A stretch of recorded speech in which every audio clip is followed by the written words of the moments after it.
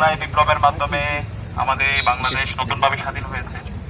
গত 16 বছরে বাংলাদেশে ফেসিবাদের মাধ্যমে আমাদের এই বাংলাদেশকে একটা অকার্যকর রাষ্ট্রে পরিণত করা হয়েছিল।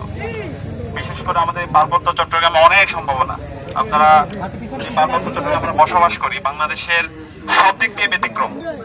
এখানে যে পরিমাণ ন্যাচারাল রিসোর্স আছে সেটাকে যদি আমরা ঠিক মতো কাজে লাগাতে পারি, বাংলাদেশের মতো 10টা বাংলাদেশ আমরা চালাতে পারবো পার্বত্য চট্টগ্রামের রিসোর্স দিয়ে।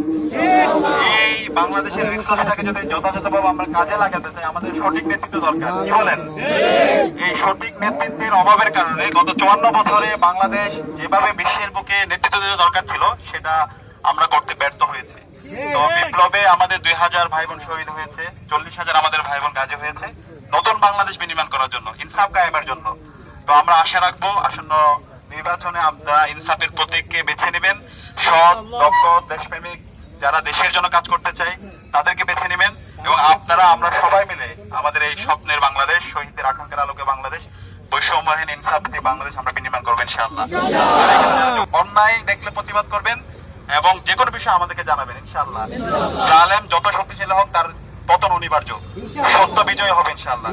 তো আজকের এই পথসভা আয়োজন করার জন্য আপনাদেরকে ধন্যবাদ জানাচ্ছি এবং এখানে যারা যুবকরা আছেন, এখানে খালারও এসেছেন এবং এখানকার ব্যবসায়ীরা আছেন, সবার জন্য অনেক শুভকামনা। সবাই যেন নিরাপত্তার সাথে ব্যবসা করতে পারেন এবং সবাই একসাথে যেন সৌহার্দ্যপূর্ণ পরিবেশ নিশ্চিত করতে পারেন।